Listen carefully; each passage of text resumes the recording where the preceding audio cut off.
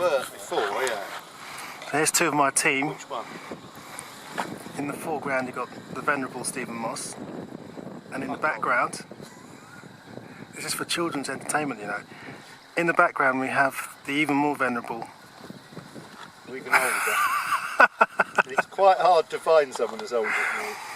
Tim Appleton, and basically we're here at K20 Pans in southern Israel, very near to Eilat, and these two gentlemen, along with myself, are trying to find our 121st, 22nd and 23rd species in the shape of the spotted redshank, the redneck phalarope, and anything else like a glossy ibis maybe. Oh, there's the Baltic gull. Yeah, he's on our safely in the list. bag. But Nothing else. Oh, there are they terns up the end. Where? There's a whole load. Maybe they're all gulls, sorry.